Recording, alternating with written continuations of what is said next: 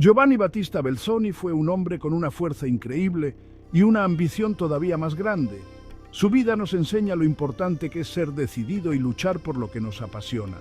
Nació en Padua, Italia, en el año 1778. Era altísimo, medía 6 pies y 7 pulgadas.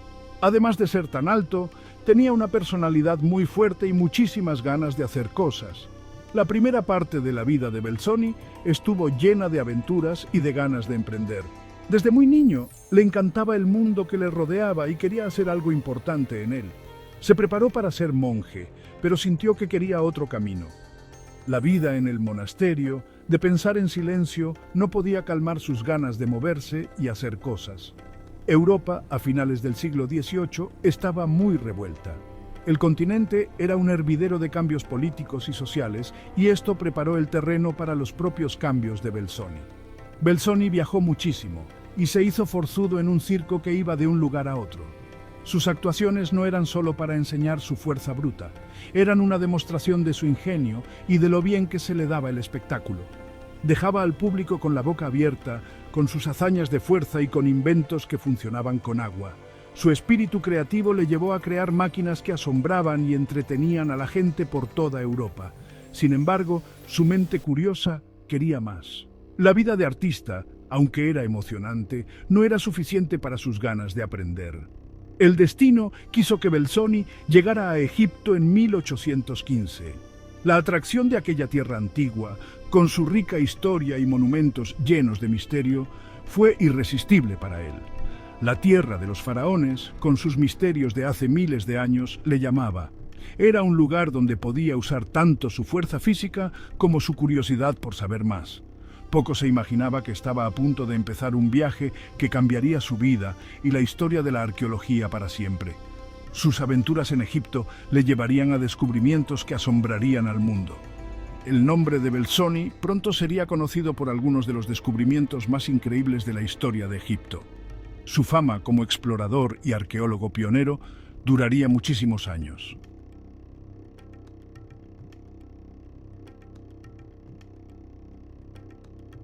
Egipto, a principios del siglo XIX, era una tierra de oportunidades para los que tenían sed de descubrimientos. La expedición de Napoleón había hecho que Europa volviera a sentir una gran fascinación por el antiguo Egipto. Había empezado una carrera para descubrir sus tesoros.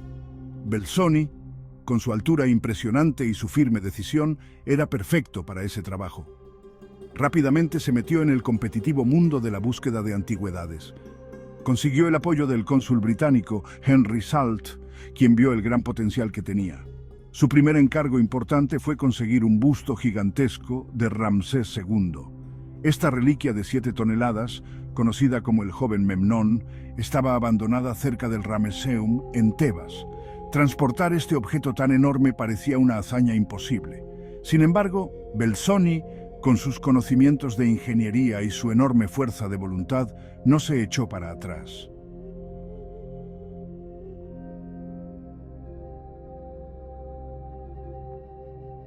Mover el busto de 7 toneladas de Ramsés II fue un lío tremendo de organizar, un desafío que puso a prueba los límites de la ingeniería de principios del siglo XIX y la resistencia de las personas.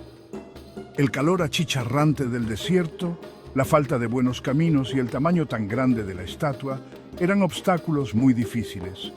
El entorno era muy duro y no perdonaba, con temperaturas altísimas y un terreno que no daba respiro. Pero Belzoni, con el ingenio que le caracterizaba, ideó un plan. Su experiencia como forzudo de circo e ingeniero le dio ideas únicas para superar esos problemas tan grandes. Reunió un equipo de cientos de obreros egipcios y cada uno de ellos tuvo un papel muy importante en esta tarea de titanes. Usaron troncos de palmera como rodillos y palancas para mover el enorme busto poquito a poquito. Este método, aunque sencillo, fue útil para repartir el peso y hacer que la estatua se pudiera mover. La operación llevó meses de trabajo agotador bajo el sol implacable de Egipto. Los obreros trabajaron sin parar día y noche, animados por la idea de terminar esta tarea increíble. Finalmente, contra todo pronóstico, Belzoni consiguió transportar el colosal busto hasta el Nilo. Fue un momento de victoria, una prueba de la perseverancia y el ingenio de los seres humanos. Desde allí viajó en barco hasta Alejandría y con el tiempo a su destino final, el Museo Británico en Londres. El viaje por agua no fue menos difícil y necesitó navegar con cuidado y moverlo todo con mucha maña. Esta hazaña tan notable de ingeniería y determinación hizo que la fama de Belzoni como leyenda en el campo de la arqueología quedara bien firme. Su éxito no solo llevó el busto a que lo viera gente de todo el mundo, sino que también destacó los increíbles logros de la ingeniería antigua y moderna.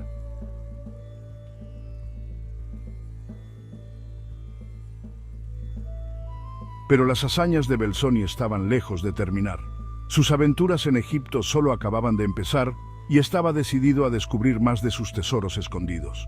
En 1817 puso sus ojos en Nubia, una región en el sur de Egipto famosa por sus templos antiguos. Esta zona, llena de historia y misterio, le atraía muchísimo. Su misión, encontrar y excavar el templo de Abu Simbel.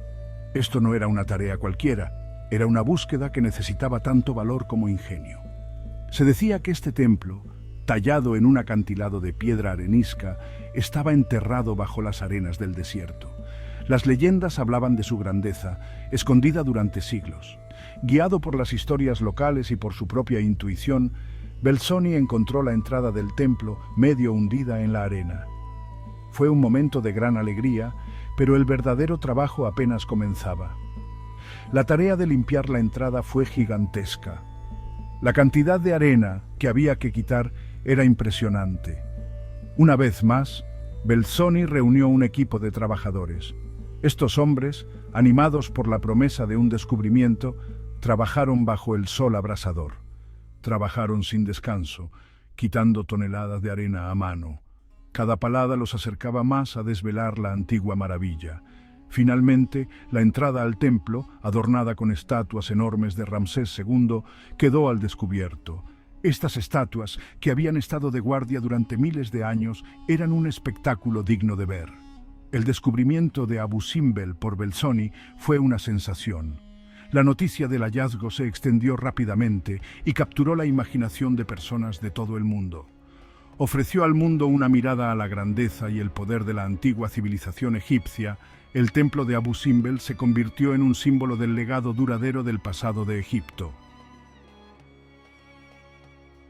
Sin embargo, el descubrimiento más famoso de Belzoni le esperaba en el Valle de los Reyes. En 1817 se topó con una tumba escondida. Pertenecía a Seti I, el padre de Ramsés II. La tumba, que nadie había tocado durante miles de años, era un tesoro de arte e historia antiguos. Sus paredes estaban adornadas con pinturas de colores vivos que mostraban escenas de la mitología egipcia. Los colores estaban tan frescos como el día en que los pintaron. Belzoni apuntó con mucho cuidado todo lo que encontró. Hizo dibujos detallados y moldes de yeso de los adornos de la tumba. Entendió lo importante que era conservar este frágil recuerdo del pasado. Su trabajo en la tumba de Seti I marcó una nueva forma de hacer las cosas en la documentación arqueológica. Las ganas de saber de Belzoni le llevaron a explorar los monumentos más famosos de Egipto, las pirámides de Giza. En 1818, centró su atención en la pirámide de Kefren. Esta pirámide, la segunda más grande de Giza, nunca había sido explorada con éxito. Sin dejarse intimidar por los peligros y las dificultades, Belzoni descubrió un pasadizo escondido. Entró con valentía en las profundidades de la pirámide. Después de semanas de un esfuerzo minucioso, llegó a la cámara funeraria. La cámara, sin embargo, estaba vacía. La habían saqueado en la antigüedad. A pesar de la decepción, el logro de Belzoni fue extraordinario. Fue la primera persona en siglos en penetrar los secretos de la pirámide de Kefren.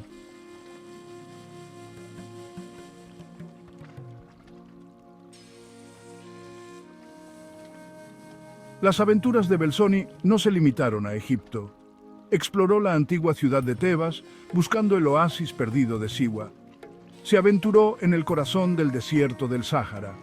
Afrontó viajes peligrosos y se enfrentó a innumerables peligros, todo en nombre de la exploración y el descubrimiento. Sus viajes le llevaron más allá de Egipto, al Mar Rojo e incluso cruzando el Atlántico hasta las Américas. La vida de Belzoni fue una prueba del poder de la curiosidad humana y de la atracción por lo desconocido. Sus exploraciones, apuntadas en sus diarios y dibujos, dieron información muy valiosa sobre la geografía, la historia y las culturas de las regiones que visitó. El trabajo de Belzoni fue mucho más allá del campo de la arqueología. Fue un verdadero pionero, ampliando los límites del conocimiento y la experiencia humana.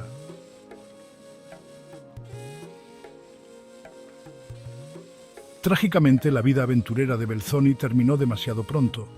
Murió en 1823, a los 45 años, de disentería, mientras estaba en una expedición en África Occidental.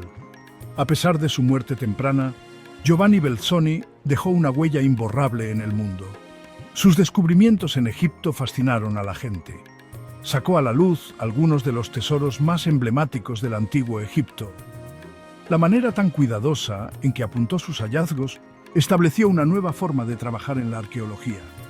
El legado de Belzoni va más allá de sus descubrimientos individuales. Ayudó a despertar una pasión por la egiptología que continúa hasta el día de hoy. Su historia nos recuerda el poder de la curiosidad humana y la importancia de conservar el patrimonio cultural que compartimos. Giovanni Belzoni vivió en una época de grandes cambios y descubrimientos. El mundo se estaba abriendo. Exploradores como Belzoni estaban en primera línea, empujando los límites del conocimiento humano. Su vida y su trabajo nos ofrecen una mirada fascinante al pasado.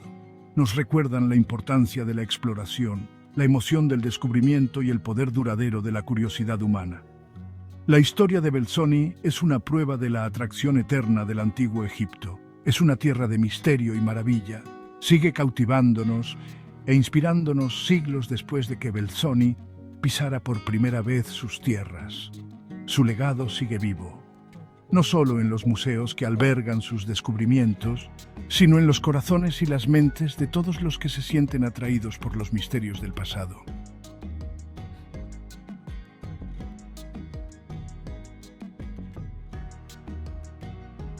En el corazón del antiguo Egipto, un guardián silencioso resiste el paso del tiempo. El templo de Edfu, un testimonio monumental del poder de la fe, nos invita a descubrir sus misterios. Aquí, a orillas del majestuoso Nilo, los ecos de faraones y sacerdotes susurran a través de los tiempos. El templo de Edfu es un viaje en el tiempo, una puerta a un mundo de dioses y faraones. Acompáñanos ahora mientras nos adentramos en el corazón de esta antigua maravilla, quitando las capas del tiempo para revelar sus secretos.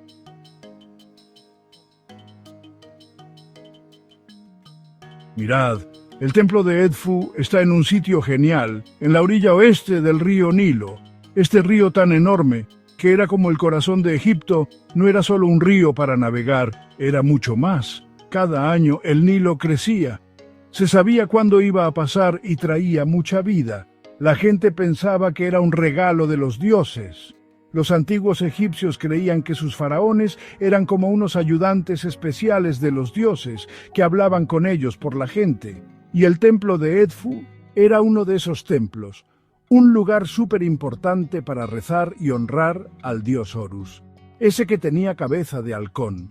Los egipcios pensaron muy bien dónde poner el templo.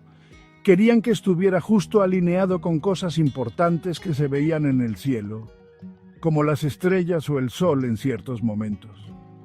El Nilo, que siempre ha estado ahí en la historia de Egipto, fue súper importante para poder construir el templo de Edfu y para que siguiera en pie.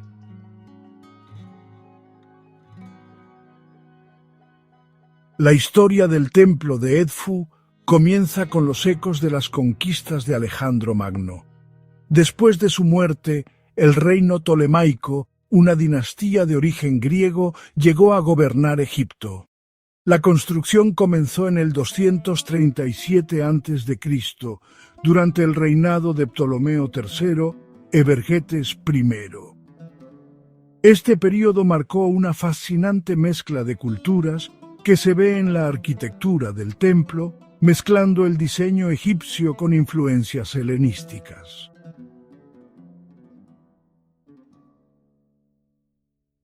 Imaginaos la escena. Miles de obreros, artesanos expertos y maestros constructores trabajando duro bajo el sol achicharrante de Egipto. El templo, construido completamente de piedra arenisca, es una prueba de su dedicación y habilidad. Los enormes pilonos, con relieves muy detallados, eran fuertes símbolos del poder real y la protección divina. Dentro de los muros del templo, un bosque de columnas altísimas lleva a los santuarios interiores. Cada elemento se planeó con cuidado para alinearse con eventos del cielo y honrar a los dioses.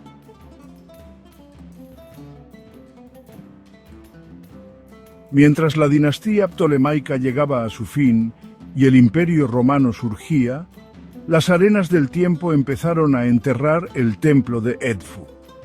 Durante siglos permaneció oculto y sus salas impresionantes se llenaban poco a poco mientras el desierto lo cubría sin descanso. En el siglo XIX, exploradores y arqueólogos se fijaron en el templo. El sabio francés Auguste Mariette empezó las excavaciones en 1860. Enterrado bajo siglos de arena, estaba uno de los templos mejor conservados de todo Egipto.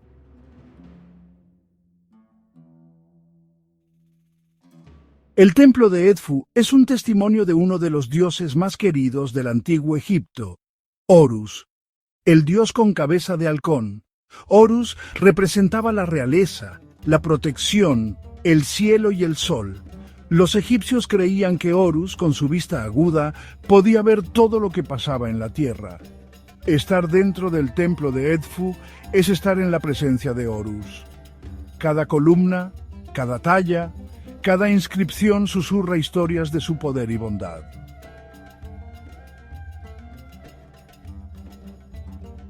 Horus estaba íntimamente ligado a la institución del faraón. Los egipcios creían que sus gobernantes eran la encarnación viva de Horus en la tierra.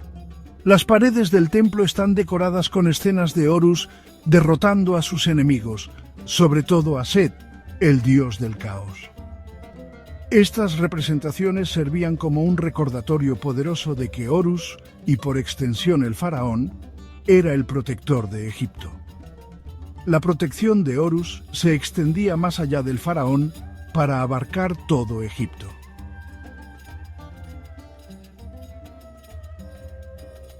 La historia de Horus está muy unida al mito de Osiris. Según la leyenda, Osiris fue asesinado por su hermano envidioso, Set. Isis, la esposa fiel de Osiris, lo resucitó con magia el tiempo justo para tener a su hijo, Horus. Horus, como hijo de Osiris, era el heredero legítimo al trono de Egipto. El templo de Edfu tiene muchas imágenes del mito de Osiris, y esto muestra lo importante que era para la religión de los egipcios.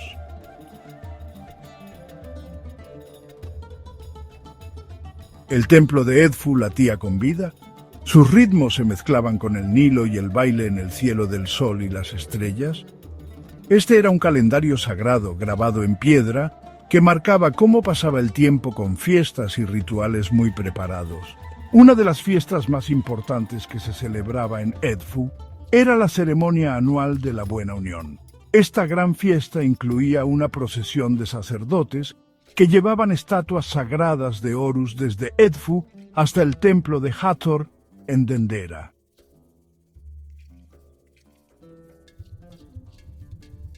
La vida diaria del templo de Edfu giraba en torno a una serie de rituales muy complicados que los sacerdotes hacían con mucho cuidado.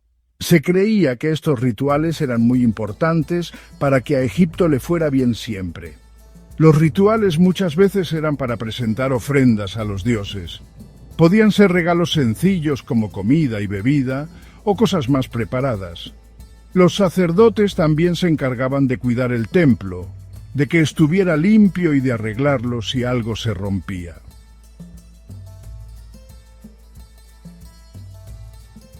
Justo en el centro del templo de Edfu estaba el santuario, que era el lugar más sagrado de todos. Este era el lugar donde vivía el dios, y se creía que allí su presencia era más fuerte. Dentro del santuario estaba el Naos, que era como una capillita pequeña donde estaba la estatua sagrada de Horus. El santuario era un lugar lleno de misterio, y sus rituales eran muy secretos.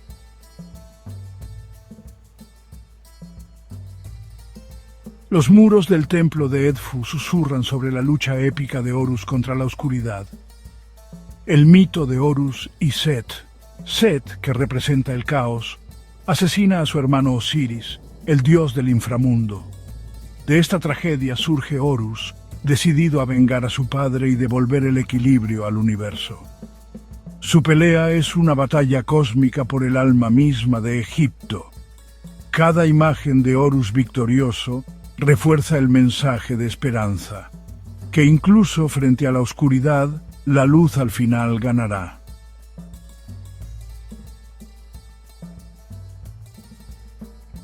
Verás, la lucha entre Horus y Set no se quedó solo en el cielo. También llegó al mundo de los humanos, y era como un espejo de los problemas de verdad que tenían los antiguos egipcios. Vivían en una tierra con mucha riqueza, pero también muy dura, donde las crecidas del Nilo, que traían vida, a veces podían destruirlo todo, y donde los reinos vecinos siempre eran una amenaza. Imaginaos qué preocupada estaría la gente, que dependía de que el Nilo se portara bien. Si la crecida llegaba tarde, podía significar hambre, y una tormenta fuerte podía destrozar las cosechas. Estas cosas que pasaban en la naturaleza no eran solo mala suerte. La gente pensaba que era Set, con su poder para el caos, el que las provocaba y así rompía el orden que había puesto Horus. El faraón, que era como el representante de Horus en la tierra, tenía la enorme responsabilidad de mantener ese orden. No era solo un jefe político, era un rey guerrero, con la tarea de defenderse de los invasores, de que hubiera justicia en su reino y de hacer rituales para tener contentos a los dioses y mantener el equilibrio cósmico. Por eso las paredes del templo están decoradas con escenas de faraones golpeando a los enemigos, dominando animales salvajes y haciendo ofrendas a los dioses. Estas imágenes no son solo para presumir de lo buenos que eran en la guerra, son representaciones simbólicas de la victoria de Horus sobre Set. Un recordatorio muy potente de que, incluso frente a los problemas, el orden se restablecerá.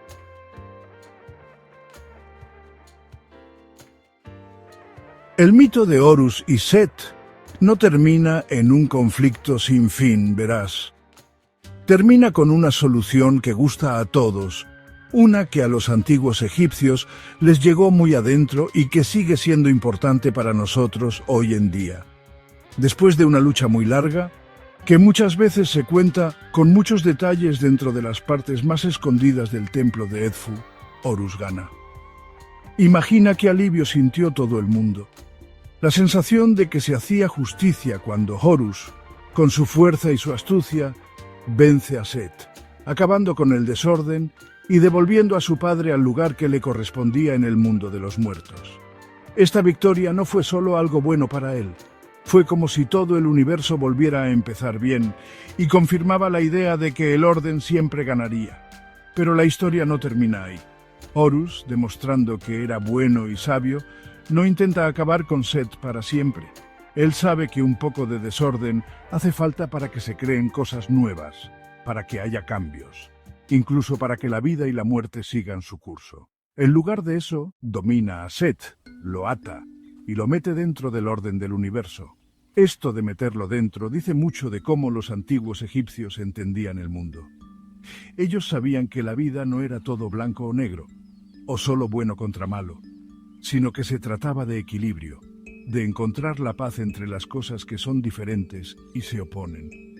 Es un mensaje tan importante hoy como lo fue hace miles de años, un recordatorio que no pasa de moda de que la paz de verdad está en aceptar que las cosas son complicadas y en buscar llevarse bien, no en acabar con el otro.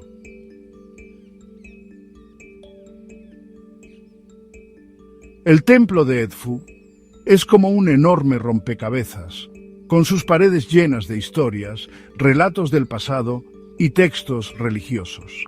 Imaginad a los antiguos escribas dibujando con mucho cuidado los símbolos sagrados en las paredes del templo. Eran artistas, historiadores y también sabios religiosos que guardaron todo ese saber para la gente del futuro. Los textos de construcción de Edfu cuentan con todo detalle cómo se levantó el templo. Las paredes también tienen himnos, rezos e historias de dioses y héroes. Cada grabado es una pieza de un gran rompecabezas que todavía se está intentando completar.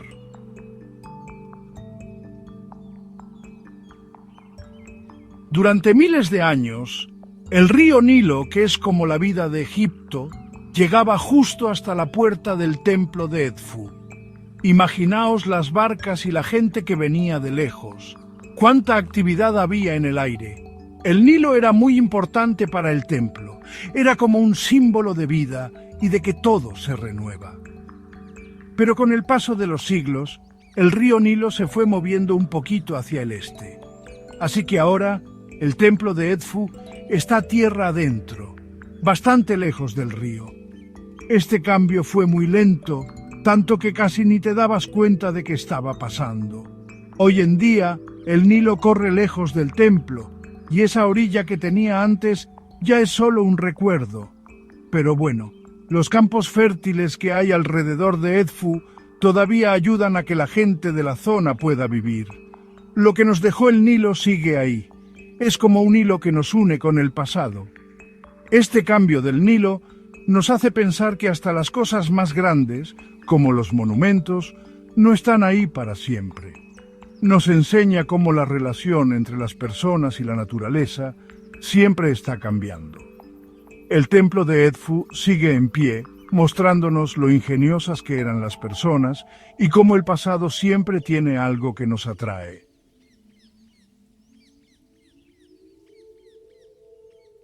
Mientras el sol se pone en el horizonte, proyectando largas sombras sobre el templo de Edfu, reflexionamos sobre su legado duradero. Esto no es solo un montón de piedras antiguas, sino un testimonio de la enorme capacidad del espíritu humano para creer y crear. Imagina las muchísimas vidas que pasaron por este lugar sagrado, los faraones, los sacerdotes y los egipcios de a pie. Su presencia todavía se siente, haciendo eco a través de los siglos, recordándonos que nosotros también somos parte de esta historia humana que continúa. El templo de Edfu es como un faro que nos llama a mirar más allá de nuestro mundo moderno. Al entender el pasado, nos entendemos mejor a nosotros mismos.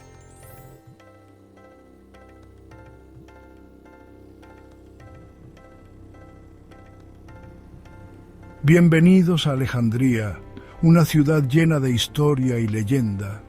Acompañadnos ahora en un viaje al pasado para descubrir las maravillas de la antigua Alejandría.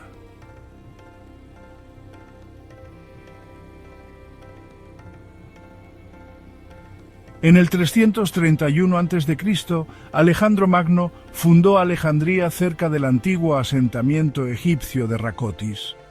Él imaginó una gran ciudad, un enlace muy importante entre Grecia y el Oriente.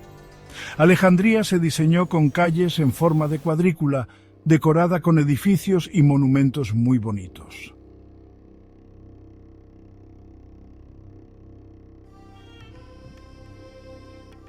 El buen sitio de Alejandría hizo que allí se mezclaran culturas y que fuera un centro de comercio muy importante. Llegaban mercancías desde sitios tan lejanos como la India y China, trayendo ideas y tecnologías nuevas. La riqueza de la ciudad crecía gracias a que estaba junto al río Nilo, que era la vida de Egipto.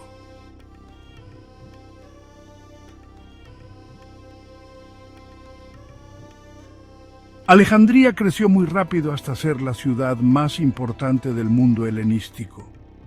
Su puerto estaba siempre lleno de barcos que llegaban de tierras lejanas, y sus calles tenían grandes columnatas y edificios públicos.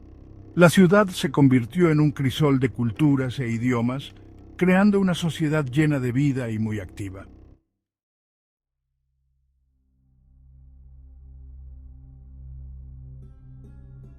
En Alejandría, como había gente de muchos sitios, todos querían aprender y compartir sus culturas. La Biblioteca de Alejandría se convirtió en el lugar con más conocimiento del mundo. Sabios de todas partes venían a estudiar y trabajar juntos, haciendo descubrimientos importantísimos.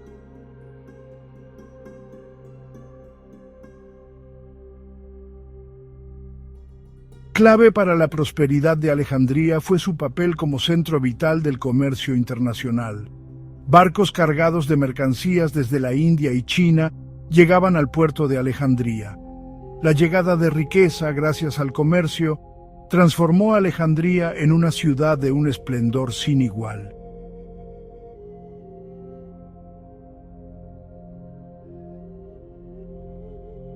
Durante la época de la dinastía tolemaica, Alejandría creció muchísimo. Vivió una edad de oro, llena de cultura y de grandes ideas. Las calles de la ciudad estaban repletas de templos magníficos, teatros y edificios públicos que mostraban la mezcla de muchas culturas distintas.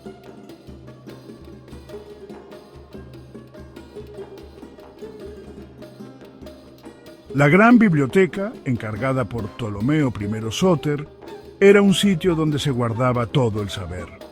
Guardaba incontables rollos sobre cualquier tema imaginable, atrayendo a sabios de todo el mundo helenístico. La biblioteca se convirtió en un lugar donde se mezclaban muchas ideas, haciendo avanzar lo que la gente sabía.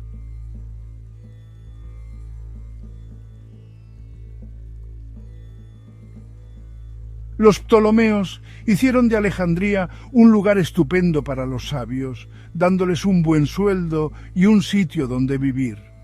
El Museión era un centro de muchísima actividad e ideas, donde sabios de muchas materias distintas trabajaban juntos. Allí nacieron avances increíbles como los elementos de Euclides, y allí fue donde Eratóstenes calculó el tamaño de la Tierra.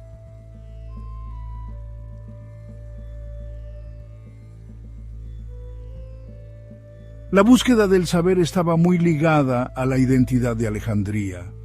La biblioteca y el Museión eran símbolos poderosos de poder intelectual. Las conferencias y los debates públicos eran comunes y atraían a mucha gente con ganas de conocer los últimos descubrimientos.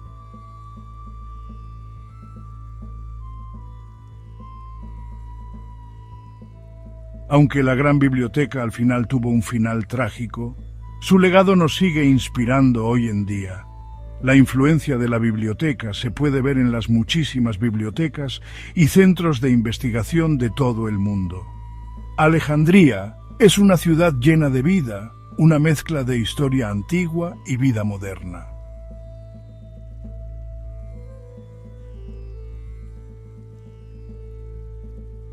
Alejandría tenía edificios increíbles, como el famoso Faro de Alejandría. Esta construcción tan alta era un símbolo de lo grande que era la ciudad y de su importante papel uniendo el este y el oeste. El faro mostraba el deseo de los ptolomeos de hacer de Alejandría la ciudad más alucinante del mundo.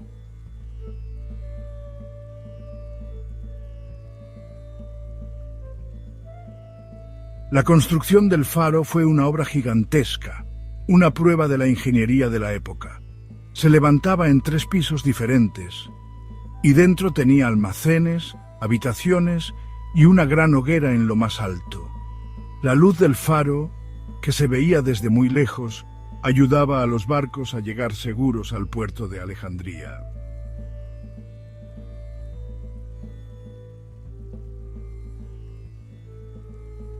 Para los marineros que navegaban por las aguas del Mediterráneo, que muchas veces eran peligrosas, el faro de Alejandría era una alegría verlo. Su luz brillante, que se veía a más de 30 millas en una noche clara, era una ayuda súper importante para navegar. Guiaba a los barcos para que llegaran bien al puerto de Alejandría, incluso con tormentas y corrientes peligrosas. La luz del faro era un símbolo de esperanza y seguridad. Atravesaba la oscuridad y tranquilizaba a los marineros, diciéndoles que la tierra estaba cerca. Se contaban un montón de leyendas e historias sobre el faro.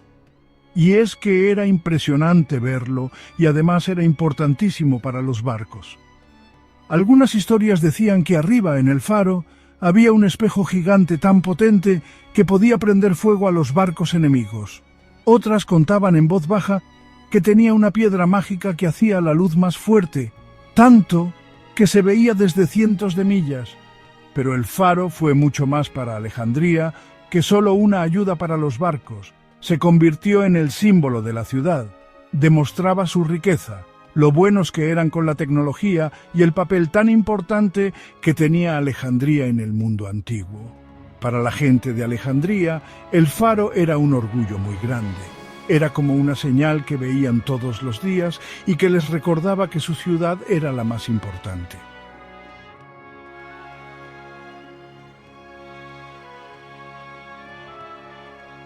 El faro de Alejandría estuvo en pie durante siglos, un guardián firme, vigilando la entrada al puerto de Alejandría. Pero el tiempo, los terremotos y el golpear continuo del mar fueron dañando poco a poco aquella construcción tan fuerte. Varios terremotos, y uno especialmente fuerte en el siglo XIV, hicieron más débiles las bases del faro, haciendo que al final se cayera. Hoy en día, del faro solo quedan ruinas bajo el agua, como prueba del paso del tiempo y de que incluso las cosas más grandes que hacen las personas no duran para siempre. Pero la leyenda del faro de Alejandría sigue viva. Su imagen se conserva en monedas antiguas, en lo que escribieron los historiadores y los poetas, y en la imaginación de la gente a la que le encantan las maravillas del mundo antiguo. Puede que el faro de Alejandría ya no esté, pero lo que nos dejó sigue aquí. Es un símbolo muy fuerte de lo lista que es la gente, un recordatorio de que podemos superar los problemas difíciles y hacer cosas bonitas, útiles y que duren mucho. Aunque se lo tragó el mar, la luz del faro todavía brilla en las páginas de la historia, como una luz de tiempos pasados que nos recuerda las grandes ganas que tienen las personas de hacer cosas y lo bonita que siempre ha sido Alejandría, la ciudad que una vez iluminó al mundo.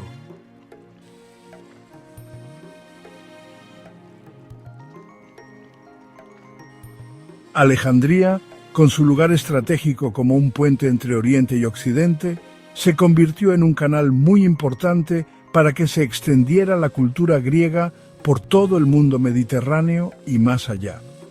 Fundada por Alejandro Magno, al que le encantaba la cultura griega, Alejandría se pensó como un faro de la cultura griega, un lugar luminoso desde donde se extenderían el idioma griego, la filosofía, el arte y las ideas griegas. La gente variada de la ciudad, una mezcla de culturas con griegos, egipcios, judíos, romanos y otros, se relacionaban e intercambiaban ideas. Así crearon una mezcla cultural única, con el sello de la cultura griega, pero también mezclando elementos de otras civilizaciones. Los Ptolomeos, que eran gobernantes listos y entendían el poder de la cultura, promovieron mucho la cultura griega como algo que uniera a la gente en su gran reino. Animaron a usar el idioma griego en el gobierno y en el comercio, haciendo que fuera el idioma común del Mediterráneo oriental. Los libros griegos de literatura, filosofía y ciencia se tradujeron a otros idiomas para que más gente pudiera entenderlos y asegurando que su influencia durara mucho tiempo. Los mercados llenos de gente de Alejandría eran lugares llenos de vida donde se mezclaban las culturas. Comerciantes de tierras lejanas, con sus barcos cargados de cosas exóticas, traían con ellos historias, costumbres y creencias que se mezclaban con la ya variada cultura de la ciudad. En los teatros griegos se hacían obras de teatro clásicas, enseñando a la gente de distintos orígenes las historias y los detalles del teatro y la mitología griega.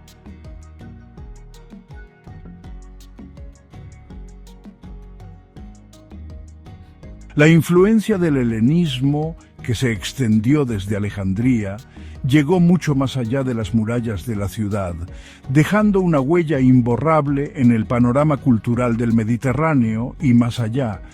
A medida que la fama de Alejandría crecía, también lo hacía su influencia y sus innovaciones culturales y logros artísticos se imitaban en ciudades de todo el mundo helenístico. Los Ptolomeos, gracias a una mezcla de astucia política y diplomacia cultural, tuvieron un papel clave en ayudar a extender el helenismo. Las princesas tolemaicas, famosas por su educación y elegancia, muchas veces se casaban con familias que gobernaban en todo el mundo helenístico, llevando con ellas los valores culturales y el gusto artístico de Alejandría. Estas princesas, que eran como embajadoras culturales, crearon cortes que se convirtieron en centros de saber y apoyo al arte helenístico, haciendo que la cultura de Alejandría llegara aún más lejos. La influencia del helenismo fue especialmente importante en la arquitectura y en cómo se planeaban las ciudades. Las ciudades de todo el mundo helenístico copiaron los planos de calles en cuadrícula, las grandes hileras de columnas y los edificios públicos enormes que eran típicos de Alejandría, los templos para los dioses griegos, los teatros para obras griegas y los gimnasios para competiciones deportivas. Se volvieron muy comunes en las ciudades helenísticas, mostrando la gran influencia de las ideas de Alejandría sobre cómo construir.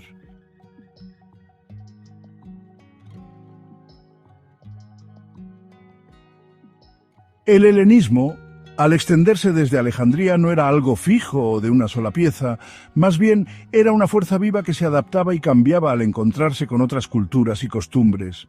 En la misma Alejandría, la mezcla de cosas griegas y egipcias se veía muy clara, y esto creó una cultura nueva y especial, como una mezcla.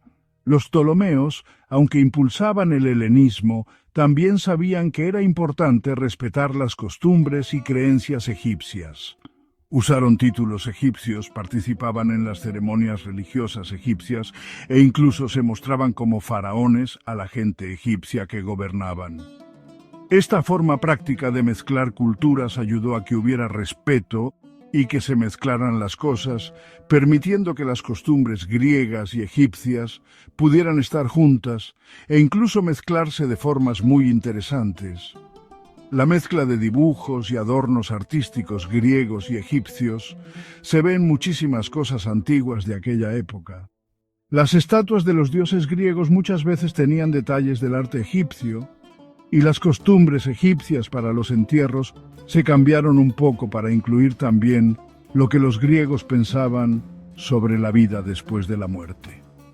Esta mezcla de culturas, en lugar de hacer más débiles las costumbres de cada uno, creó un arte lleno de vida y muy variado que mostraba cómo era de especial el Egipto de aquella época helenística.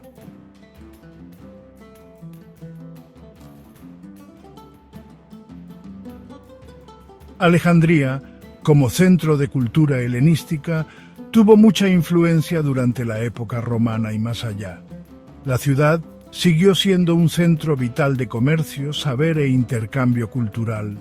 Los emperadores romanos invirtieron en mejorar la ciudad y sus lugares importantes. La biblioteca de Alejandría siguió atrayendo a los estudiosos. Alejandría siguió siendo un centro de saber, sobre todo en matemáticas, astronomía y medicina. El legado de Alejandría sigue vivo hoy en día. Las ruinas de la ciudad nos muestran un poco de su pasado glorioso. La historia de Alejandría es un ejemplo del ingenio humano y del intercambio cultural.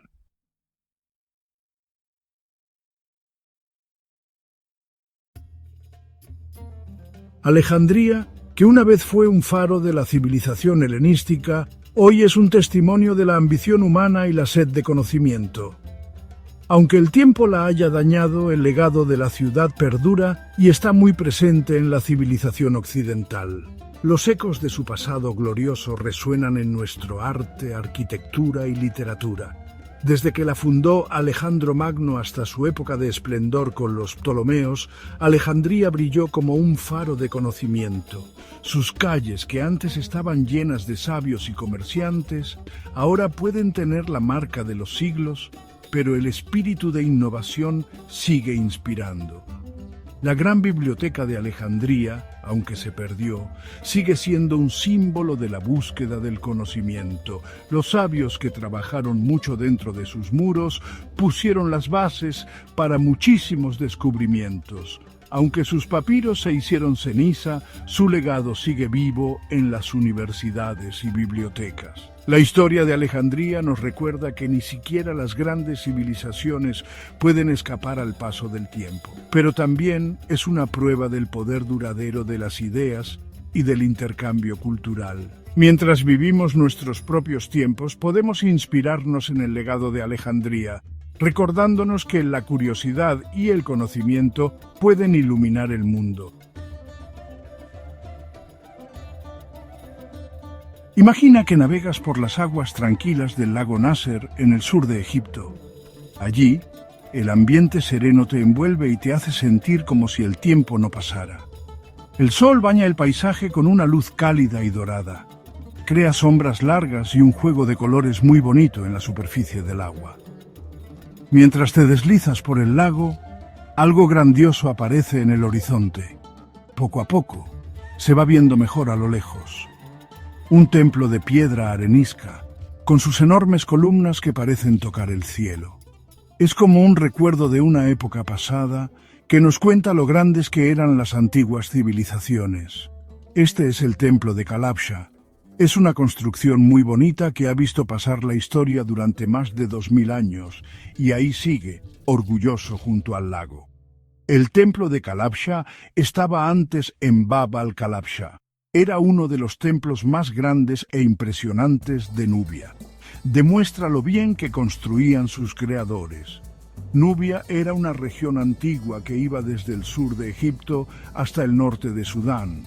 Era una tierra con mucha historia y una cultura muy viva, donde el pasado y el presente se mezclan. Los nubios eran famosos por ser fuertes y resistentes. Crearon una civilización única que se relacionaba mucho con sus vecinos egipcios. Compartían y cambiaban cosas de su cultura y sus avances. El templo de Calabsha es un símbolo fuerte de esta relación tan activa. Representa la rica mezcla de la historia de Nubia y Egipto. El templo de Calabsha estaba dedicado a Mandulis, el dios nubio del sol. Esta construcción tan bonita es una prueba de la rica herencia cultural y religiosa de la antigua Nubia. A Mandulis se le dibujaba a menudo como un hombre con cabeza de halcón. Para los nubios significaba poder, protección y curación. Su imagen estaba en muchos templos y monumentos, lo que demuestra lo importante que era en la vida diaria de los nubios. Era un personaje muy importante entre los dioses nubios. Se le quería mucho porque era un dios bueno que traía luz y vida a la tierra. El sol, que era muy importante en la cultura nubia, se veía como si fuera él mismo. El templo de Calabsha era un lugar para rezar y mostrar devoción. Allí se hacían ofrendas y rituales para honrar a este dios tan poderoso. Los sacerdotes hacían ceremonias para que Mandulis estuviera contento y les diera prosperidad y salud. La construcción del templo duró varios siglos. Empezó en la época romana, cuando gobernaba el emperador Augusto, sobre el año 30 a.C. Como tardó tanto en construirse, se mezclaron diferentes estilos e influencias. Con los años, otros gobernantes, como emperadores romanos y reyes nubios, también añadieron cosas al templo. Cada uno dejó su huella, haciendo la historia del templo más rica e importante. Esta mezcla de estilos de construcción y de arte muestra la variedad de culturas que formaron la historia de Calabsha. El templo es un símbolo de la colaboración duradera entre nubios y romanos. El templo de Calabsha se construyó con piedra arenisca sacada del desierto de alrededor. Es una obra maestra de la arquitectura antigua. Sus enormes columnas, decoradas con dibujos tallados muy detallados, llevan a varios patios, salas y lugares sagrados. Las paredes del templo están cubiertas de jeroglíficos y relieves, cuentan historias de la mitología egipcia, rituales religiosos y la vida de los faraones. Dentro de las salas sagradas del templo, los sacerdotes hacían rituales todos los días, rezaban y hacían sacrificios para contentar a los dioses. El olor a incienso llenaba el aire mientras la gente se reunía en los patios para pedir el favor de Mandulis y otros dioses. El templo no era solo un lugar para rezar, también era un centro de aprendizaje y cultura. Allí, los escribas copiaban textos sagrados y los artistas mejoraban sus habilidades. Durante siglos, el templo de Kalabsha fue como un faro de fe y cultura. Su enorme estructura parecía no verse afectada por el paso del tiempo. Pero en el siglo XX, una maravilla moderna puso en peligro su existencia. La construcción de la presa alta de Asuán fue un proyecto enorme. Quería controlar el agua del río Nilo y producir electricidad. Esto crearía un lago muy grande detrás de la presa, el lago Nasser. Al subir el agua del lago Nasser, muchos sitios antiguos quedarían sumergidos, incluido el templo de Kalabsha. El gobierno egipcio se dio cuenta del gran valor histórico y cultural de estos monumentos. Por eso, junto con la UNESCO, empezó una campaña internacional para salvarlos de quedar bajo el agua.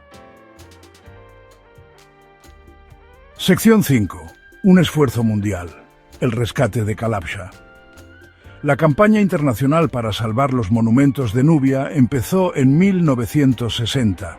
Fue algo nunca antes visto. Fue una llamada a la acción que se escuchó en todo el mundo, para que la gente se diera cuenta de la rica herencia cultural que podía perderse para siempre. Arqueólogos, ingenieros y expertos de todo el mundo se unieron. Trabajaron muy rápido para documentar, desmontar y trasladar los monumentos en peligro. Este trabajo en equipo demostró lo poderosa que es la cooperación internacional para conservar la historia. El templo de Kalabsha era una de las construcciones más grandes e importantes en peligro. Se convirtió en el centro de este esfuerzo internacional. Su grandeza y su importancia histórica lo convirtieron en un símbolo del éxito de la campaña. El traslado fue una hazaña de ingeniería increíble. Necesitó soluciones nuevas y una planificación muy cuidadosa para que el templo no se estropeara durante el traslado. Primero, se documentó el templo con mucho cuidado. Cada piedra, cada talla y cada inscripción se fotografió y se apuntó. Este registro detallado fue muy importante para volver a montar el templo correctamente en su nuevo sitio. Luego, se desmontó el templo con cuidado. Cada bloque se numeró y se anotó dónde estaba originalmente. Este proceso tan laborioso aseguró que el templo pudiera reconstruirse exactamente como había estado durante siglos. Los bloques desmontados se llevaron a un nuevo sitio, un terreno más alto que quedaría por encima del agua del lago Nasser. Este nuevo lugar protegería el templo de la subida del agua, conservándolo para que las futuras generaciones puedan admirarlo y estudiarlo. Después de años de trabajo muy cuidadoso, el templo de Kalabsha se volvió a montar en una pequeña isla al sur de la presa alta de Asuán. Este nuevo lugar se eligió con cuidado para que se pareciera lo más posible al sitio original del templo. Ofrecía un refugio seguro para el antiguo monumento. Hoy, el templo está orgulloso en su isla, y sus paredes de piedra arenisca brillan con el cálido sol egipcio. El traslado del templo de Kalabsha es una prueba del poder de la cooperación internacional y de lo importante que es conservar nuestra herencia cultural común. Nos recuerda que, incluso cuando los problemas parecen muy difíciles, la humanidad puede unirse para proteger los tesoros del pasado para las futuras generaciones. Como reconocimiento a su increíble valor universal, el templo de Kalabsha, junto con otros monumentos trasladados durante la campaña de salvamento de Nubia, fue inscrito en la lista del Patrimonio Mundial de la UNESCO en 1979. Este nombramiento tan importante reconoce el valor del templo como un ejemplo excepcional de la arquitectura antigua de Nubia y como prueba de la rica herencia cultural de la región. La inscripción del templo de Kalabsha en la lista del Patrimonio Mundial destaca lo importante que es conservar la herencia cultural para las generaciones de ahora y las del futuro. Nos recuerda el poder duradero del pasado para inspirar, educar y conectarnos con nuestra historia humana común. El templo de Kalabsha nos permite echar un vistazo fascinante a las creencias y prácticas religiosas de la antigua Nubia. Los relieves e inscripciones del templo nos dan información muy valiosa sobre cómo se adoraba a Mandulis, el dios nubio del sol, y el papel que tenía en la vida de la gente. También nos enseñan sobre las relaciones entre las culturas nubia y egipcia, mostrando una mezcla compleja de tradiciones compartidas y creencias únicas. Una cosa curiosa del templo de Kalabsha es que tiene una pequeña capilla dedicada a Augusto, el primer emperador romano. Esta capilla, construida en la época romana, muestra la influencia del gobierno romano en Nubia y cómo se mezclaban las creencias religiosas en el mundo antiguo. Hoy en día, el templo de Kalabsha es un destino turístico muy popular, que atrae a visitantes de todo el mundo que vienen a maravillarse con su grandeza arquitectónica y a empaparse de su importancia histórica.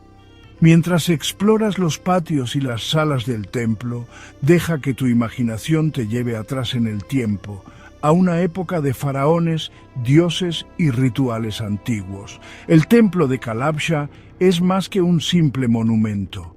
Es una prueba viva del poder duradero del ingenio humano, de la resistencia y del atractivo eterno del pasado. Su viaje desde su lugar original a orillas del Nilo hasta su nuevo hogar en el lago Nasser nos recuerda con fuerza lo importante que es conservar nuestra herencia cultural común para las generaciones futuras.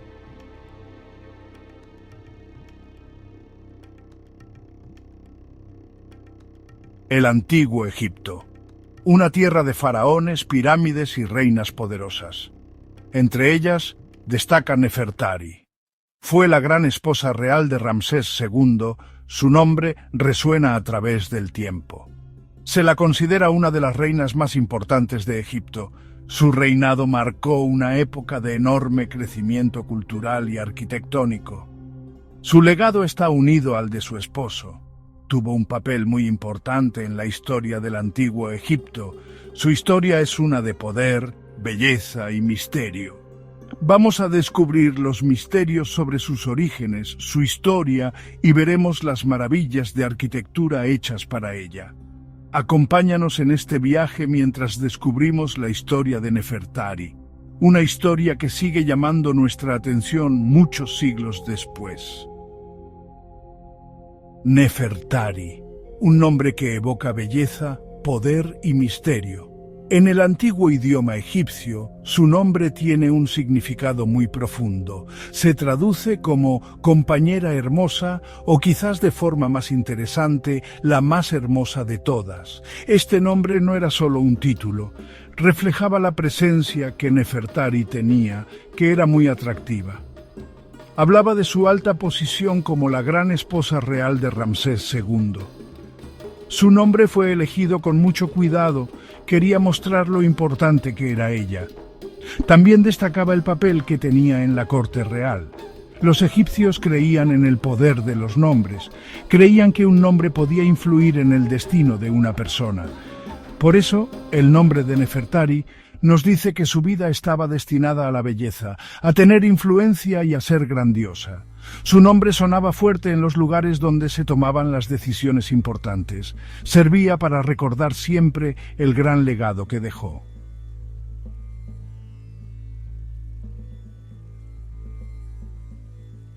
El nombre de Nefertari no era solo simbólico, era un reflejo de su belleza física. El arte egipcio antiguo la muestra con rasgos llamativos. Tenía ojos grandes y almendrados. Tenía una expresión serena, casi etérea. Sus imágenes adornan las paredes de su tumba en el Valle de las Reinas. A menudo la pintan junto a Ramsés II. Estas imágenes muestran su gracia, muestran su elegancia, muestran su importancia como la esposa del rey. Los colores que usaban en estas pinturas son importantes. Los elegían con cuidado para realzar su belleza.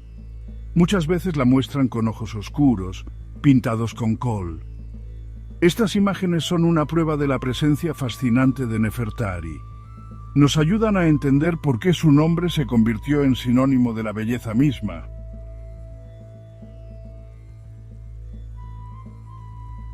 El nombre de Nefertari suele aparecer junto a unos títulos especiales. Estos títulos especiales nos ayudan a entender mejor cómo era ella. Uno de esos títulos especiales era Amada de Mut. Mut era una diosa poderosa. Se la relacionaba con la maternidad. Se la relacionaba con la protección. También se la relacionaba con la realeza. Este título especial nos dice que Nefertari tenía una conexión especial con esta diosa tan importante. Esto significa que ella tenía cosas buenas que a la diosa le gustaban mucho.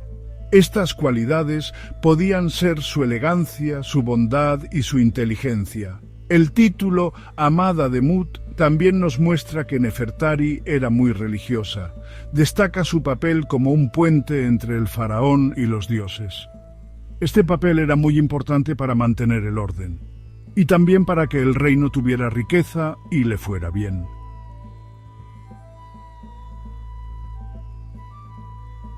El nombre de Nefertari sigue resonando miles de años después de su muerte. Se ha convertido en sinónimo de la belleza, el poder y la intriga del antiguo Egipto. Su historia, aunque envuelta en misterio, sigue fascinando a historiadores y arqueólogos. Su nombre adorna museos de todo el mundo. Adorna libros, documentales e innumerables obras de arte.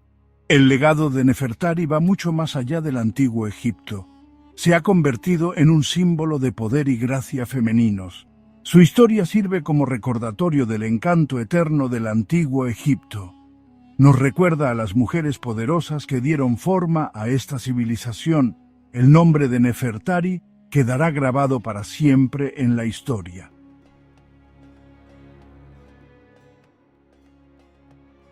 Los orígenes de Nefertari siguen envueltos en misterio. Su linaje, un tema que ha dado mucho que hablar, es desconocido. No existen documentos claros que nos digan más sobre su familia. Esta falta de información solo aumenta su misterio. Las arenas del tiempo han ocultado mucha de la historia del antiguo Egipto. Los documentos de los reyes a veces estaban incompletos o los cambiaban a propósito por motivos políticos. Es posible que el linaje de Nefertari lo borraran a propósito, o quizás los documentos se perdieron con el paso de los años. Como no hay pruebas seguras, han surgido muchas ideas y formas de ver las cosas. Los expertos han estudiado con lupa trozos de escritos y monumentos, buscando pistas sobre sus antepasados. Pero aún así, de dónde venía Nefertari sigue siendo un rompecabezas sin resolver. Aunque no hay pruebas seguras del todo, algunas ideas parecen más ciertas que otras.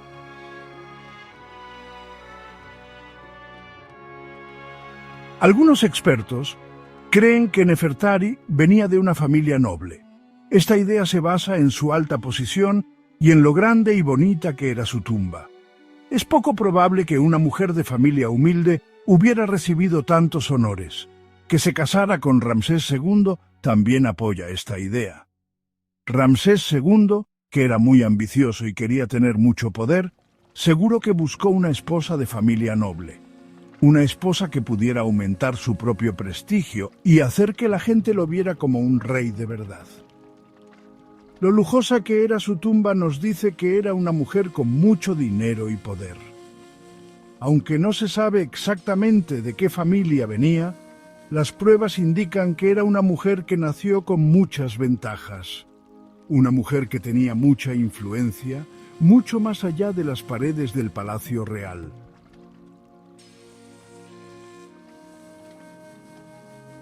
Para hacerlo aún más interesante, algunos expertos proponen una conexión entre Nefertari y la dinastía que gobernaba antes, la dinastía decimoctava. Esta teoría se centra en un posible lazo familiar con el faraón Ay, el sucesor de Tutankamón. Esta teoría surge del descubrimiento de un anillo que llevaba el cartucho de Ay en la tumba del hijo mayor de Nefertari, Amon-Her-Kepeshef.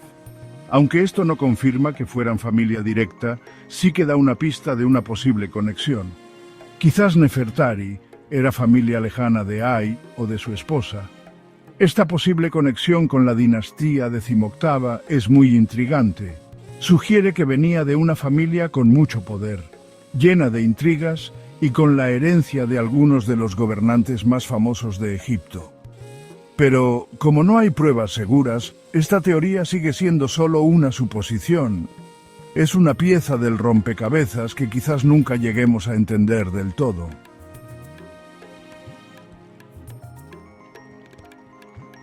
Aunque no sepamos seguro de dónde venía, el misterio de los orígenes de Nefertari no hace que sea menos importante.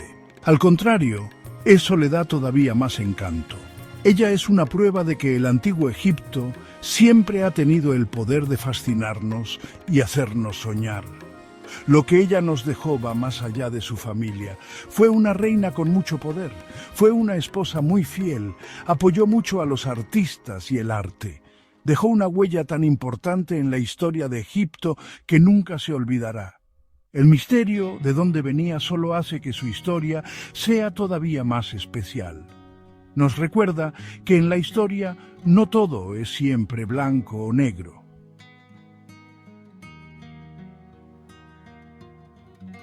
En el corazón de Nubia, a orillas del Nilo, se alza un testimonio de amor y devoción. Tallado en la ladera de una montaña, el templo de Abu Simbel es una maravilla de la arquitectura del antiguo Egipto.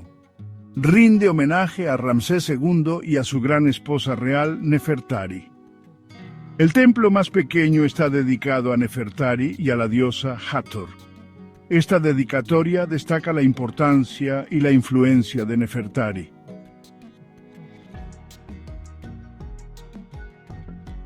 El templo de Abu Simbel no es solo un monumento religioso, también es una prueba del gran cariño de Ramsés II por Nefertari.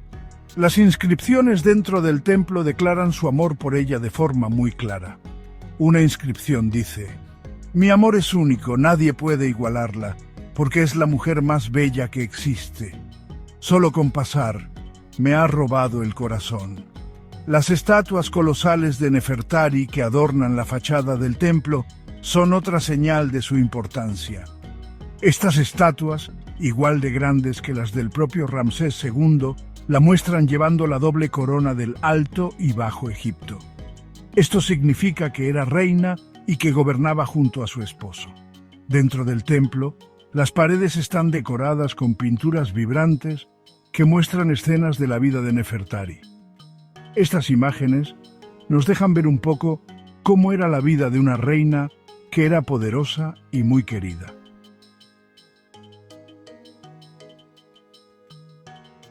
El templo de Abu Simbel se enfrentó a un peligro muy grande en el siglo XX.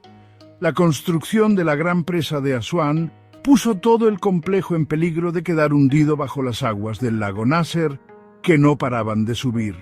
En un trabajo increíble de ingeniería y con la ayuda de muchos países, la UNESCO empezó una campaña para salvar Abu Simbel. Entre 1964 y 1968, todo el templo se desmontó con mucho cuidado. Se movió piedra por piedra y se volvió a construir en un lugar más alto. Este trabajo tan impresionante consiguió que la gente del futuro pudiera seguir admirando lo maravilloso que es Abu Simbel. Hoy en día, el templo de Abu Simbel es Patrimonio de la Humanidad por la UNESCO. Atrae a visitantes de todo el mundo que vienen a ver lo grande que es, su belleza y la historia de amor eterno que cuenta.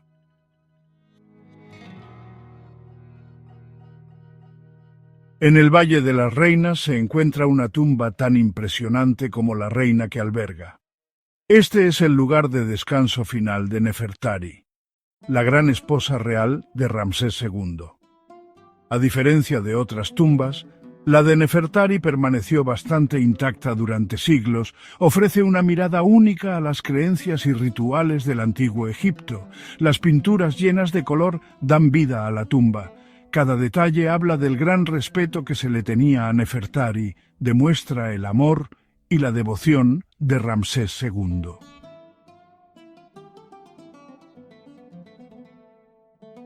Las pinturas dentro de la tumba de Nefertari nos guían a través de su viaje al más allá. La vemos siendo guiada por Anubis, el dios con cabeza de chacal encargado de embalsamar, hacia la sala de las dos verdades. Aquí se pesaría su corazón contra la pluma de Maat, la diosa de la verdad y la justicia. Si su corazón era puro, más ligero que la pluma, se le permitiría entrar al más allá. Entonces se uniría a Osiris, el dios del inframundo, en el paraíso eterno. Las pinturas muestran este momento del juicio con una tensión y esperanza palpables. Más allá de la sala de las dos verdades, la tumba da paso a varias salas, cada una decorada con más detalle que la anterior. Vemos a Nefertari haciendo ofrendas a varios dioses y su fe y devoción se notan en cada gesto. Estas escenas no son solo para decorar, estaban pensadas para darle mágicamente a Nefertari todo lo que necesitaría en el más allá.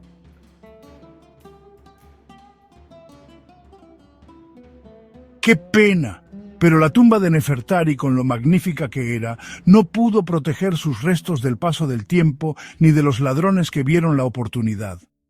Su momia, que al principio la enterraron con un montón de tesoros, fue alterada hace muchísimo tiempo. Solo se encontraron trocitos de sus cosas para el entierro cuando la tumba se volvió a descubrir en 1904. La encontró el arqueólogo italiano Ernesto Schiaparelli. A pesar de lo que se perdió y del daño del tiempo, la tumba de Nefertari sigue siendo como un cofre del tesoro lleno de información para los que estudian Egipto, los egiptólogos. Las pinturas tan coloridas, las escrituras con jeroglíficos y la forma de la tumba, todo esto nos enseña un montón sobre lo que creían los egipcios, sobre la muerte, su religión y su arte. La tumba de Nefertari se ha convertido en un monumento para recordarla. Es una prueba del amor de un rey, de lo buenos que eran los artesanos de antes y de lo mucho que nos sigue fascinando el antiguo Egipto.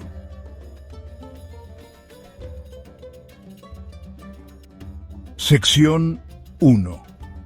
Una reina recordada.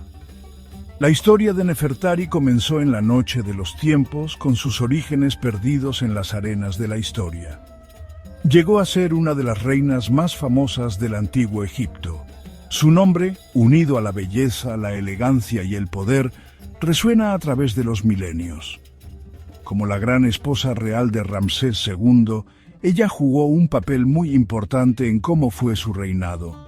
Los monumentos dedicados a ella, desde Abu Simbel hasta su tumba en el Valle de las Reinas, son pruebas del amor y la admiración que ella inspiraba.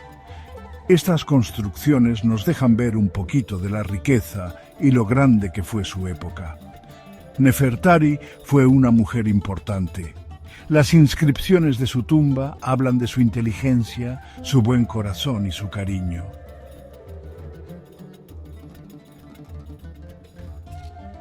Sección 2. El legado duradero de Nefertari. La historia de Nefertari nos recuerda que detrás de cada gran faraón había una reina aún más grande. Ella desafió la imagen tradicional de las reinas como figuras pasivas. Su legado nos sigue cautivando hoy en día. Su nombre adorna museos y libros y su imagen está en el arte y la cultura. Sigue siendo un icono del antiguo Egipto. Su historia es un testimonio de amor, devoción y el espíritu humano.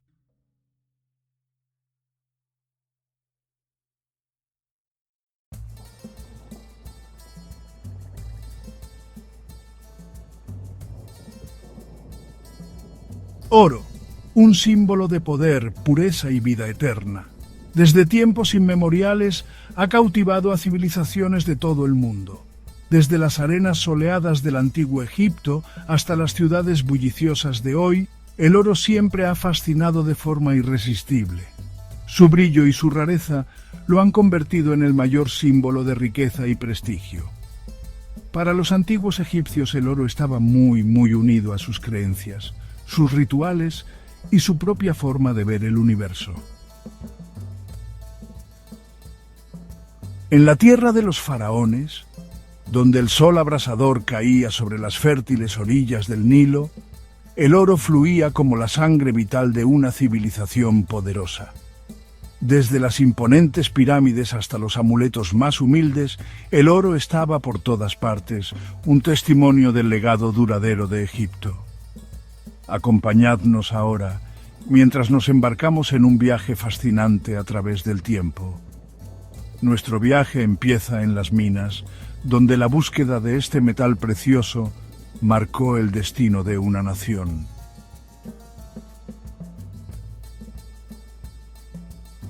Los antiguos egipcios creían que el oro no era un simple elemento de la tierra. Era un regalo del cielo, nacido de las propias lágrimas de Ra, el dios del sol. Cuando Ra lloraba lágrimas de alegría, éstas caían a la tierra, convirtiéndose en brillantes pepitas de oro. Este origen divino le dio al oro un aura sagrada, poniéndolo por encima de todos los demás metales. Se convirtió en sinónimo del brillo del sol, de su calor que da vida y de su conexión con los reyes y el poder.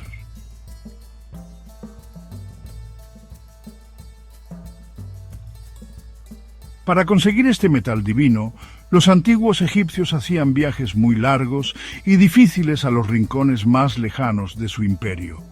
Desde el desierto de Nubia, al sur, hasta la península del Sinaí, al este montaron minas enormes porque tenían muchísimas ganas de conseguir ese metal tan valioso. Los mineros, que muchas veces eran prisioneros de guerra o gente obligada a trabajar, trabajaban muy duro con un calor que agobiaba y en sitios muy apretados. Con herramientas muy sencillas, de cobre y de piedra, picaban la roca dura, siguiendo las vetas de oro hasta lo más profundo de la tierra.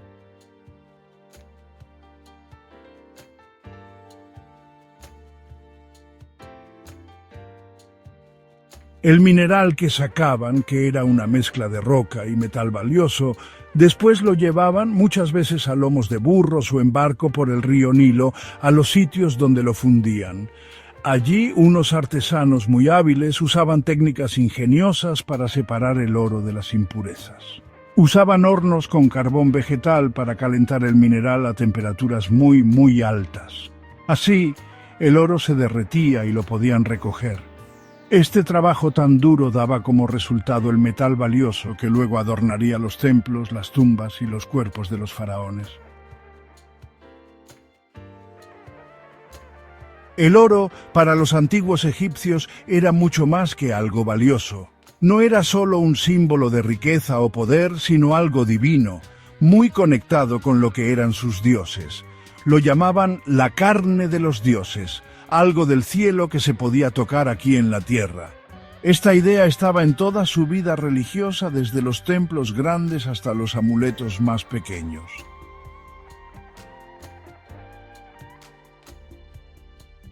Los egipcios veían un vínculo poderoso entre el oro y el sol, la fuerza que daba vida a su mundo. El oro, con su brillo radiante, parecía encarnar la misma esencia de la energía del sol. A Ra, el dios del sol, a menudo se le representaba con piel dorada y su cuerpo emanaba una luz cálida y etérea. Los faraones, considerados intermediarios divinos entre los dioses y la gente, también estaban muy relacionados con el oro. Sus tumbas estaban llenas de tesoros de oro y sus cuerpos adornados con máscaras y joyas de oro.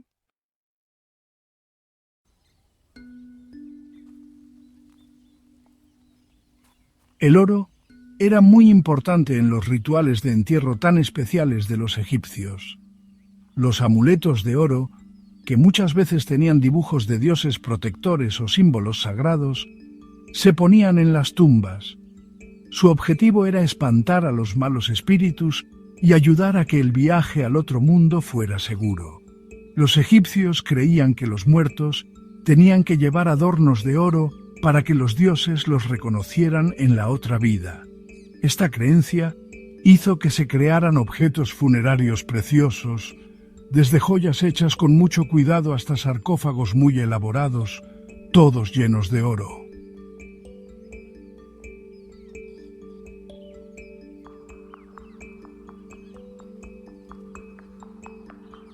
Aunque el oro tenía un significado religioso muy importante en el antiguo Egipto, su uso iba mucho más allá de los templos y las tumbas.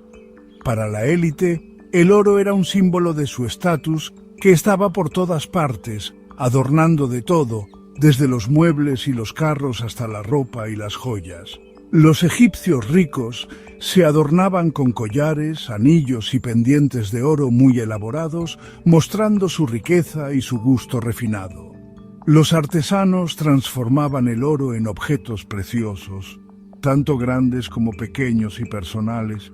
Llegaron a dominar técnicas como el granulado, la filigrana y el cloisonné, creando diseños muy detallados que demostraban lo bien que trabajaban este metal tan valioso.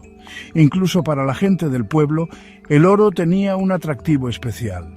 Los amuletos de oro, que muchas veces representaban dioses que protegían, eran muy buscados porque se creía que tenían el poder de alejar el mal y traer buena suerte.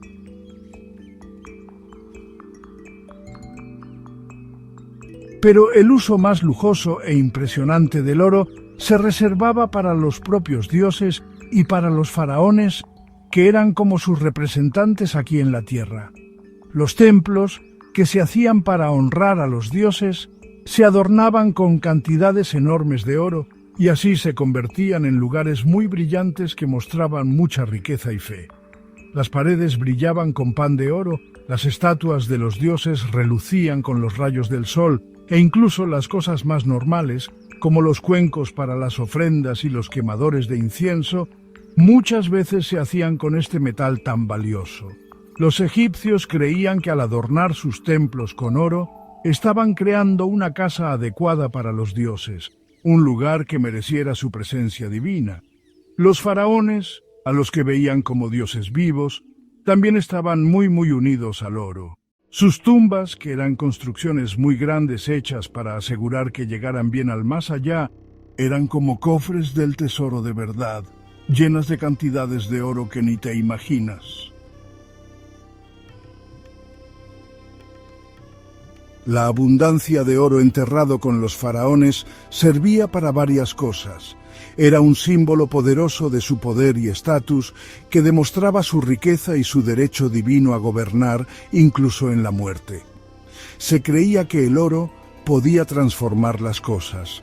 Pensaban que elevaba el espíritu del faraón y le ayudaba en su viaje al más allá. El oro no solo era importante para la religión y como símbolo, también era clave para la economía del antiguo Egipto. Se usaba como moneda para facilitar el comercio y para pagar los impuestos. Los egipcios controlaban minas de oro muy grandes, que estaban sobre todo en Nubia y en el desierto oriental.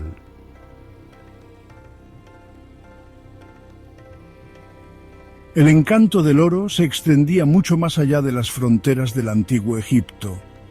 Su fama como metal precioso y duradero se extendió por todo el mundo antiguo, atrayendo a mercaderes y comerciantes de tierras lejanas. Egipto, con sus grandes reservas de oro y su lugar estratégico en el cruce de importantes rutas comerciales, se convirtió en un centro de comercio internacional. Desde los puertos bulliciosos del delta del Nilo hasta los oasis del desierto que había en las rutas de las caravanas, el oro entraba y salía de Egipto, impulsando una economía que crecía mucho. Los mercaderes, con sus barcos cargados de productos de costas lejanas, llegaban con ganas de cambiar sus productos por este metal tan deseado. Los egipcios, a su vez, buscaban cosas de lujo que no había dentro de sus fronteras, como madera de cedro del Líbano, lapislázuli de Afganistán y ébano y marfil del África al sur del Sáhara.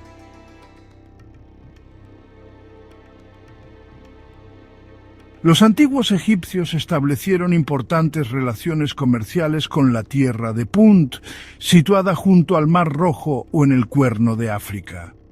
Punt era conocido por sus productos exóticos, como el incienso, el ébano, el marfil y el oro. Los egipcios emprendieron expediciones a Punt, desafiando mares peligrosos. Estas expediciones quedaron grabadas en las paredes de los templos, demostrando su capacidad para navegar. Los relieves del templo de Hatshepsut muestran barcos cargados de tesoros de Punt. El comercio con Punt era recíproco. Los egipcios ofrecían oro, lino, papiro y productos manufacturados a cambio.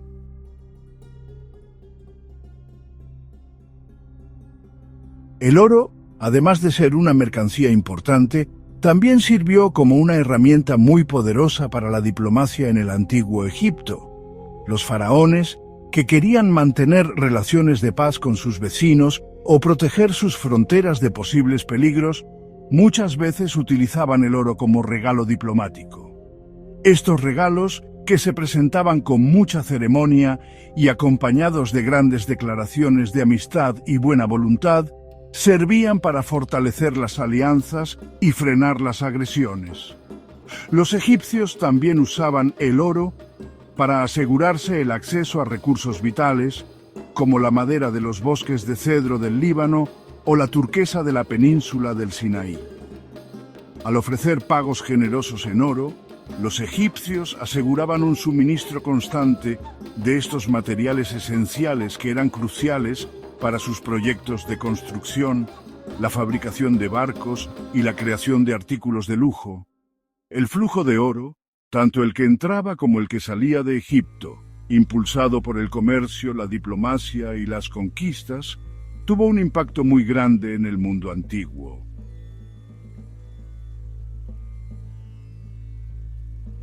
Aunque el oro reinaba en el antiguo Egipto, otros materiales eran igualmente apreciados por su belleza y rareza. El lapislázuli, una piedra de un azul muy fuerte, se valoraba especialmente por su color intenso y porque lo asociaban con el cielo. Se extraía en Afganistán y simbolizaba los cielos y lo divino. La máscara funeraria de Tutankamón muestra lapislázuli junto al oro, simbolizando riqueza y poder.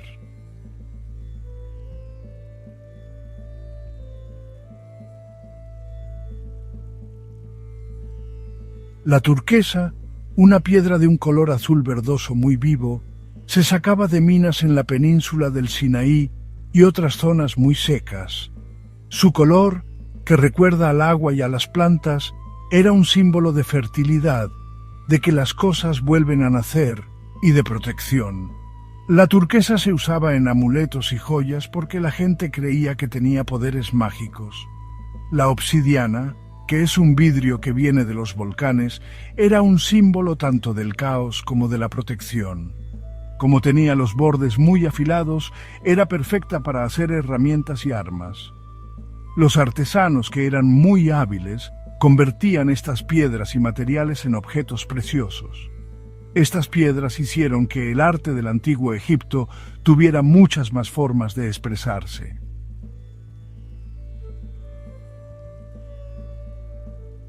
Viajando por el antiguo Egipto, exploramos el legado dorado de una civilización que adoraba su belleza y poder. El oro tenía un lugar sagrado, representando el brillo del sol y la inmortalidad de los dioses. Desde las minas hasta los talleres, los artesanos creaban objetos de belleza y significado. El oro adornaba templos, tumbas y cuerpos, simbolizando la riqueza y la eternidad. Jugaba un papel muy importante en la economía, facilitando el comercio y la diplomacia. La atracción del oro conectó a Egipto con civilizaciones lejanas, dando forma a la historia.